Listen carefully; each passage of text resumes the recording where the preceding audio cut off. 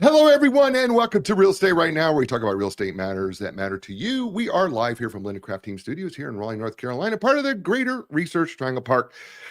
Today's show, uh, I'm reminded of the movie Groundhog Day, and if if you remember the movie Groundhog Day with Bill Murray, there is this radio station that comes on at the same time at 6:30 in the morning. Said, and these two radio announcers goes, "It's cold outside," and Bill Murray says, "It's always cold outside." Well, many of us here in North Carolina, but I mean, the truth of the matter is that we temperatures this morning were 31, which is really cold for us here in Raleigh.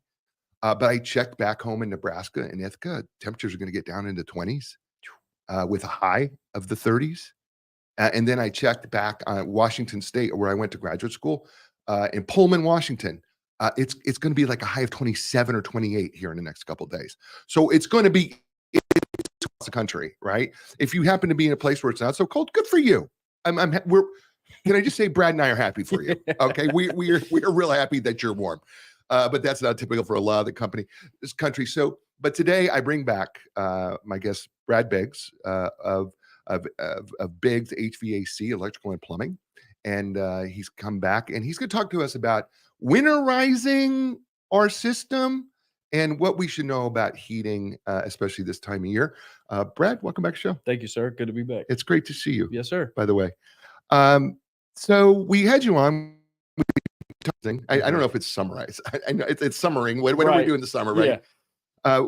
And technically, we're not in winter. We're technically still in fall. Mm-hmm. According to the Farmer's Almanac, right? We're still in fall. Mm-hmm.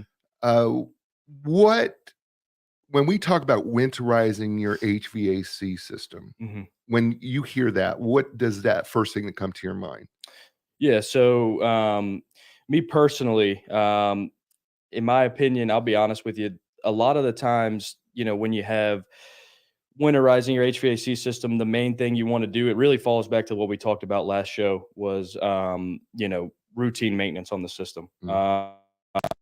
Times out of 10, there's not a whole lot of stuff the average homeowner is going to be able to do to make sure their system's working in tip-top shape during the winter months.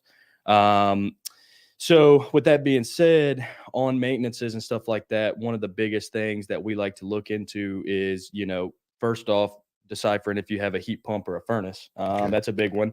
Out this way in Raleigh, a lot of it's natural gas furnaces. Back our way to Garner, Clayton area, it's kind of heat pump country. So with that being said, on a heat pump, our guys are going in, and the main thing they're checking is defrost control boards. So on a heat pump system, you're going to have a defrost control board that will shut the condenser down, the outdoor unit. It will shut it down for, depends on what the defrost board set. Will shut it down, and it'll melt, thin layers of ice off of that system. With that being said, that also follows into your auxiliary heat or your emergency heat strips, is what a lot of times your thermostat will say when you look at it on the wall. If those two components aren't working properly, you can have a really big problem when it's, like today, 31, 32 degrees in the morning. You might wake up and go, man, what in the world? It's chilly. Yeah. So those are the two big items with heat pumps that we're checking on these maintenances. And then, if you're out Raleigh, that we're checking on gas systems is making sure your gas pressures are up to par with manufacturer specifications. Then the other one with that is going to be checking to make sure your heat exchanger is all good, making sure everything in that's in good shape. And then basically just pulling out pretty much every part and piece in that furnace and inspecting it and making sure everything's good to go. Because you might feel heat blowing, but it might not be operating properly, and it might be damaging to that system. So having routine maintenance on it, even like I said, even if it's working fine, it's best to get it checked out, as we're going into these, cold winter months. So when you go in to do the maintenance, winter mm-hmm. maintenance, mm-hmm. first of all, it seems like the time that you do maintenance is when it's really hot, really cold. Right. It's not like you're not coming in here. It seems like, during it, nice weather, right? You guys are either really sweating or mm-hmm. you're bundled up. Yeah. What is it when you go into the winter system? What are you hoping not to see? First thing, just like last podcast, is super dirty filters. That's a lot of guys' biggest pet peeve. Okay. But one thing that I really don't like to see is if I go in and the system hasn't been maintained in a few years, and it's our first time in there, and for example, let's just say it is a heat pump system, and I go in and it has an intermittent issue inside of it. And so a lot of times you'll walk outside on these really cold mornings and see, if there's two units beside each other, it'll have one that is a little bit icy that the defrost control board's about to kick on and melt that stuff off. And then you'll see one that's just a huge chunk of ice. That, is one of the biggest things that we see, because your defrost control board, it could work 9 times out of 10, but that one time that it doesn't go through a defrost cycle, that system can get, 2 inches of ice that are all throughout the sides of it. And when it comes back on to run, it will not run very efficiently. And you'll walk by your vent in the morning and be like, man, is that AC running? What in the world? Right. So that's a big one that I'm not a big fan of seeing. But the other one, like I said, going back to that last podcast we had, is big.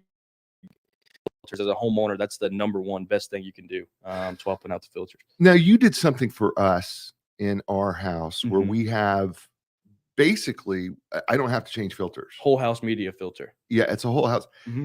Which, by the way, thank you. Yeah, no problem. Yeah. Because we have a play, we have rental houses and things like that, and we got to change those filters out, once a month, right? Right. I've got it on my calendar, first of the month. Change out your filters, right? And do that regularly. By the way, am I doing that right once a month? Yeah. You'll get a million different opinions on that. Each filter is kind of different, those 1-inch filters. But for the most part, I like to tell customers, whenever you get like an energy bill or water bill or something, that's a good way to remember, like, oh, it's time to go change my filter. Okay. But basically monthly is the best recommendation. Yeah, I do it monthly. Yeah, right. I don't, because I'm, one of the things about changing filters out monthly is, like, sometimes I go, oh, well, it looks pretty clean. Right. But looks aren't everything, is it, when it comes to a filter? Yeah, because I have seen sometimes where, especially the cheap polyester filters, when that blower motor is pulling in on that return, it can actually create kind of a bend. And when that filter bends, the surface face of that filter might not be super dirty, but like, especially if you have like pets, a lot of traffic in and out of the house right beside your return filter, curve, sometimes dust and debris can go right beside or on the inside or outside of the filter, wrap around, and then get into the filtration system that way. So you might pull your filter out and go, man, it's really nice and clean. But when you hold it up straight, it's got a bow in it from where that return's been pulling on it for so long. Right. So even if it's not super dirty, it's best to do it monthly. So let me ask you also, but okay, well, let's stay here for a second. I just had another thought. This just in. Right. By the way, this just in for all of you there. The whole house. You do describe to people what that is and advantages of doing that, because it's not just convenience. There's a whole number of things that does for us. Yeah, right? For sure. So the filters are a little bit more expensive than you would see a regular 1-inch filter you might get from a hardware store or something. But the reason that is because it's a 5-inch thick media filter. So these are hospital grade filters. I mean, they are, really, really thick, nice filters. And when you add that to your system, there's a few ways to do that, and I'll get in that in a minute. But when you add like the one you have in your house to your system, you don't necessarily have to run the 1-inch filters in your return grills. So, you're saving money on the back end by making that investment, and it lasts for 12 months. So, for a whole calendar year, you don't have to worry about swapping it out. So yeah, there is a few ways you can have that filtration added to your system. The main one is kind of like you have, where we add a cabinet in plenum and furnace or air handler, depending on what you have. That way, it's just going to be a cabinet with a magnetic door. You can just pop that door right off, slide a filter in, pop it in, and then write on your calendar, your phone, and say, in a year, swap it out. Or what a lot of customers like to do is just have us, swap it when we come out to do the maintenance. We'll come, bring it every other visit, and we'll swap it out for you. The other way to do it, which is becoming more popular now, is they actually make a 5-inch media filter that is designed to fit into your returns where your 1-inch filter goes. So instead of having pay to have that cabinet installed on your air handler, you can actually just get them and put them inside your 1-inch return grills.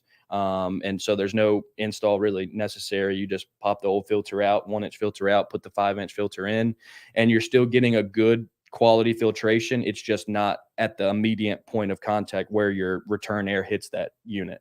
Like in your case would be because you have that 5-inch cabinet there. Right. So that's definitely the best way to go about it, in my opinion. But if you had a 3 or 4 returns in one house and you wanted to just go pop them all in, I mean, in my opinion, it's a lot easier than breaking out the ladder every month and trying to, especially if they're in the ceiling. Well, swapping them out. we have our return is above the TV vaulted ceiling. If Right. you remember, I Yep. mean, it's way up there. Yeah. I mean, I have to have like my 12-foot ladder. They have to pull from the office, Right. and get up there if I was going to change that return filter. Right.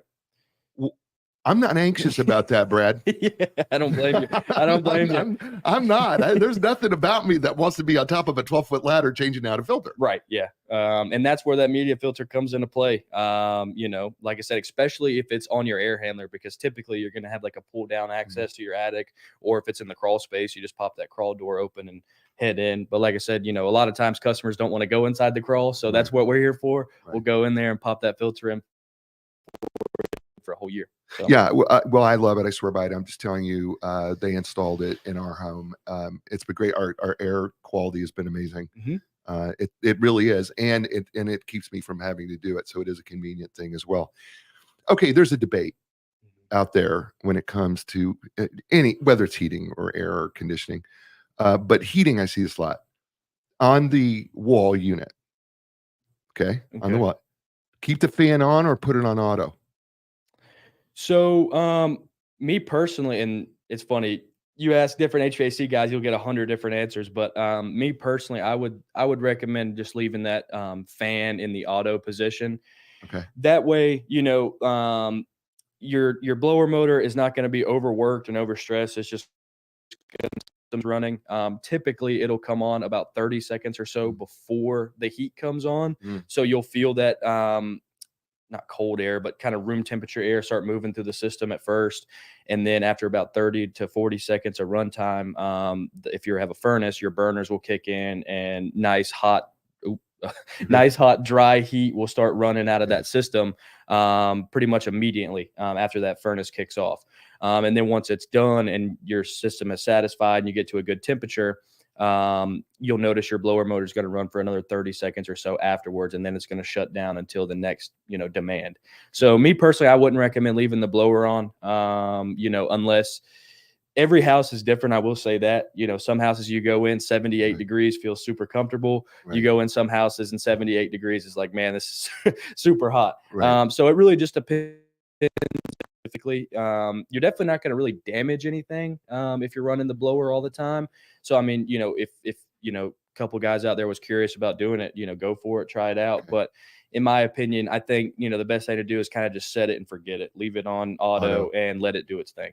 Yeah, and thermostats that you've put in our house, right, can go. I don't have to set it like a cool or hot. It will find that adjustment automatically now. The newer, right. It used to be that, you'd go to the thermostat and you have to go, okay, do I want air conditioning or do I want heat?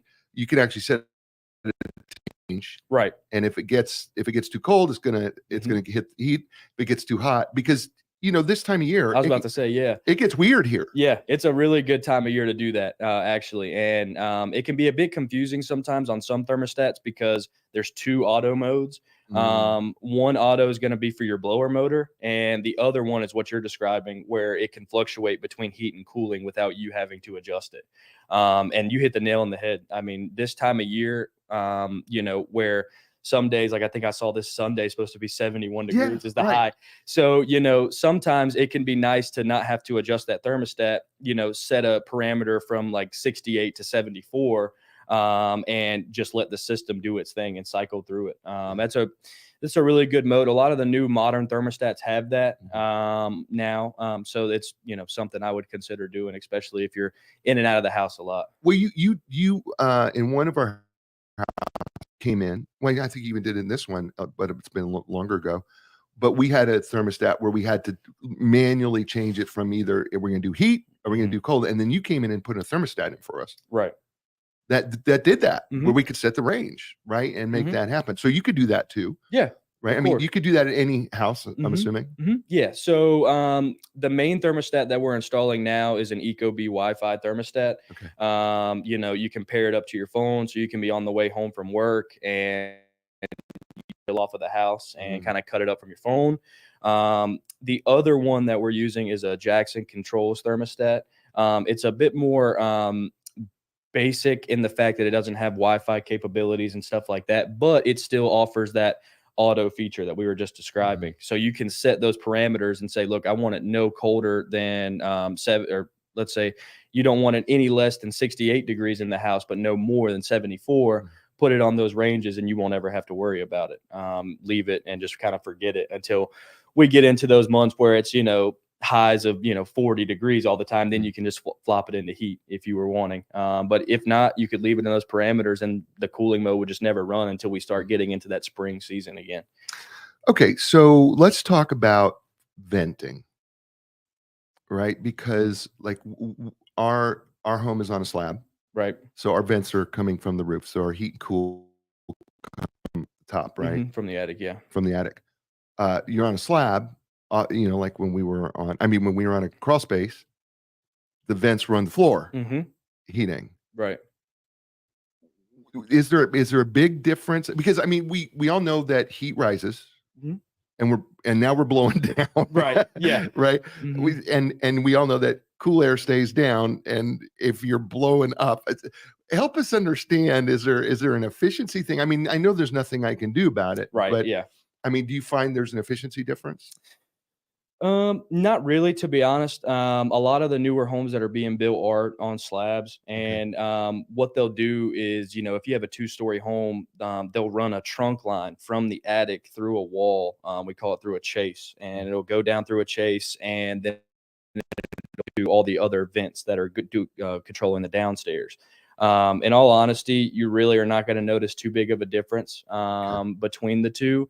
Obviously, it's preferred to, if you have a 2-story home, crawl space system, have a system in the crawl space with vents in the floor, and then a system in the attic with vents in the ceiling. That traditional style is going to work much better. But at the end of the day, I mean, like you hit the nail on the head, there's really not much can be done in that sense. And as long as you find that sweet spot, I tell customers this all the time, as long as you find that sweet spot on your thermostat where it feels nice and comfortable up and downstairs, you should be good to go. You shouldn't really ever worry about efficiency issues. Okay. Well, let's stay with that, because I know I experience it from time to time, and I know other people do too, is that, I got the vents in the ceiling, but I still can have a room that's still cooler than another. I got, one room is hot and the other room is cool. Right. How do we attempt? I mean, is it something that we need to fix, or is it something you need to come and help us do? Yeah, so that's a really good question. So there's some times where in your duct system, you can have what we call dampers. And your dampers, in some cases, if you have a room that's like 3 or 4 degrees different from when you step into a different room, sometimes it can be as simple as the fact that your damper might be shut in the attic. So as soon as that air tries to move out, there's a damper that's blocking that and reverting it back to other areas of the house. Excuse me. So if you're experiencing that, most of the time, a homeowner is capable of hopping up in the attic or the crawl space, whatever it is, and adjusting those dampers. They'll have a metal arm on it, and you just kind of rotate it, and you'd be able to feel less or more air depending on how you rotate it.